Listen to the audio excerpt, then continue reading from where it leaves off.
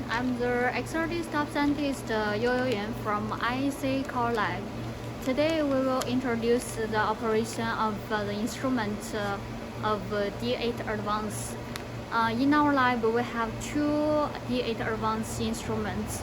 The first one is D8 Advanced 1, which is located in room 336. Another one is D8 Advanced 2, which is located in room 337. And D8 Advanced is a little different from D2 Phaser because D2 Phaser is a table machine, but for D8 Advanced it's a big machine and the power is higher than D2 Phaser. Also on D8 Advanced you can measure the low angle test. So we will introduce later in this training video. In 336 we also have one area for sample preparation. Here you can see this is the chemical film cupboard. So don't prepare your sample near the instrument or on the other table. You must prepare your sample in this area. First, you can put the wiper here and then start preparing your sample to make it clean. So the sample preparation process has been introduced in the D2 Phaser training, so I will not show it again here. Okay, after you prepare your sample here, now we can mount the sample. Then we go to the machine body. Okay, this is the D8 Advanced 1 machine, and this is the machine which you will use in this training. Then first let's start opening the door. Here you can see the button. It's a green one, open door. And first you press it, and then you can see the light of alarm is on. And if you didn't open the door, the alarm will be on all the time. Maybe after 1 minute it will be off automatically.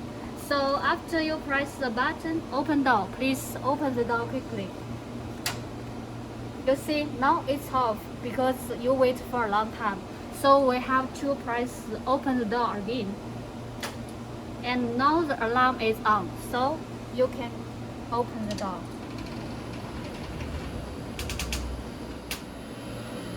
Okay, we will introduce the configuration of D8 Advanced 1.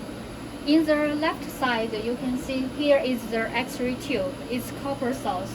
And then this is the slit that can control the volume of the X-ray source. And this side is the sample stage, and you can mount your sample here. On the left side, you can see this is our link side detector. It has one model and the 0D model. For the slit, you see we have a lot of slits, but it depends on the degree you want to measure. So sometimes you will change the slit. I will show how to change the slit. If you want to measure the sample, which the two-slit angle is lower than 10 degrees or even lower than 5 degrees, you will use a smaller slit. And if you don't want to measure the small angle, usually the slit should be 1.0 millimeter. And here you can see this is 1 millimeter. And we can see here is the blade face. And if you want to mount this slit, this blade face should be face the X-ray X-ray source. Then let's see how to mount this one. You see this way, let's face the X-ray source, and then you insert. Then push it until you can't push it anymore. After you know the configuration, we will put our sample. This is the normal measurement. It's not a small angle measurement. How to mount the sample? Here we can see under the sample stage there is a metal part, and then you push this to the direction outside, and then the sample stage will be on the ground. Then you can put your sample here, and then please make sure you hold it, because if you didn't hold it, when you push up, the sample will fall down and it will not be in the center of the sample stage. So after you put your sample here, then let's push up this button and hold your sample, then push up.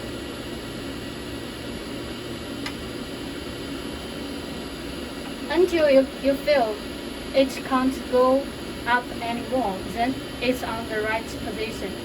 And here you can see we have 3 screws here, 1, 2, 3. And this 3 screw is to use to fix your sample. And here you can also rotate a little. Okay. After mounting your sample, you can see the door is still open, and here you can see the alarm is still on. So in this condition, you should close the door to start your measurement. When you close the door, you must be very gently. You can do with your both hands and gently close it. And there are 2 holes here. You can see the hole here, and this handle is just in this hole. After you properly close this door, you can see the alarm is off. Now means it's closed properly. Then let's go to the software part. We can see here on the desktop, the measurement software is XRD Commander. This software is always open. When you come here, you will see this interface. After the measurement, please make sure that this software is always open, so please don't close it. Then let's introduce the software. And here is the top menu, file diffractometer, job view, and help. Usually we don't need to use this menu, so please don't touch it. And under the top menu, we can see these buttons. These buttons are used for the system alignment, so users are not allowed to touch this button to this button. And for these buttons, we will give more details later. And then let's see here. This is the X-ray source position, and this is the 2 theta value you can see showing in the x-axis. And this is the detector position. Usually you don't need to change the position, and you don't need to check here. And then let's see, here is the shutter. When you start your measurement, you can see the shutter here is open. But if the measurement is not started, you can see here is closed. Then after the shutter is X-ray. X-ray is always on, so please don't touch the off or anywhere to close the X-ray. Sometimes you will find the X-ray is off. Please contact the staff. Don't fix by yourself. This is very important. And for the X-ray source, the voltage we used is 40 kilovoltage, and for the current is also 40. So when the machine is standby, you can see the value here is 20 and 5. If you want to start your measurement, first let's press the start.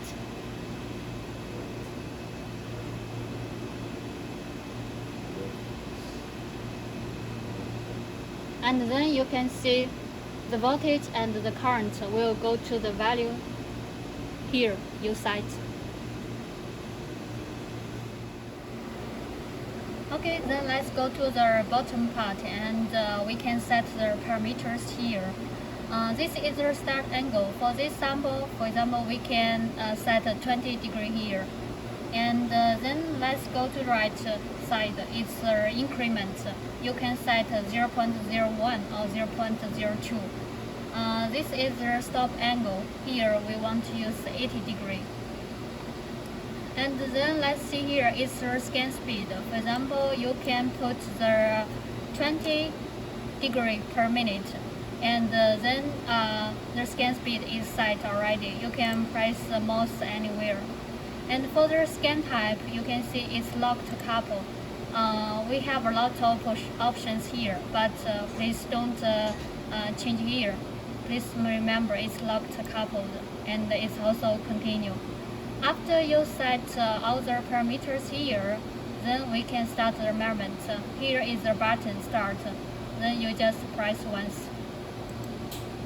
And then you can hear the voice, the sound, and also the shutter here. You can see it's from closed to opened, means it's measuring.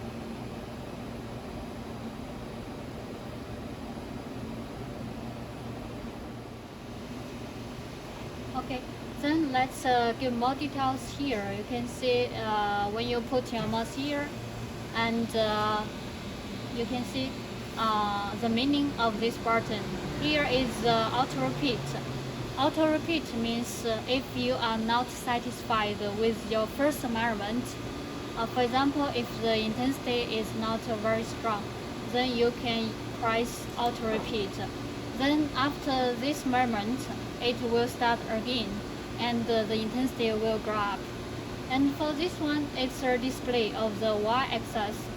Here you can see it's linear, and for this one it's log, and for this one is CPS. CPS means count per second, and here is just for the display of the grid.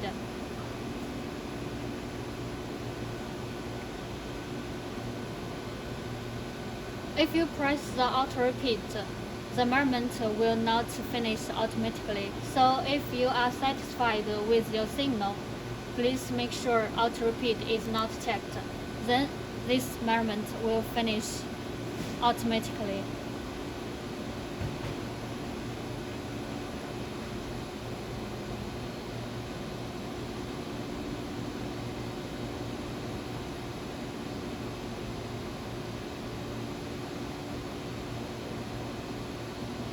If you want to see the y-axis change, here you can see linear, log, linear.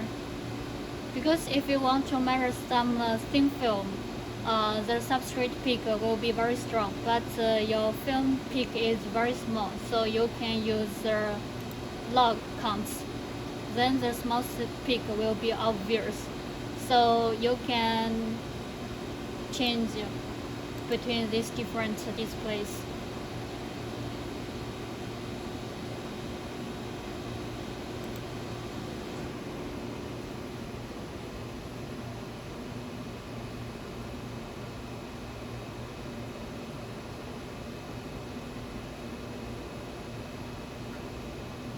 For this measurement, you can see we didn't check the auto repeat.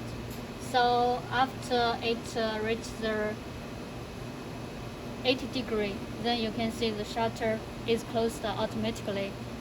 But if you press this auto repeat, then it will start again.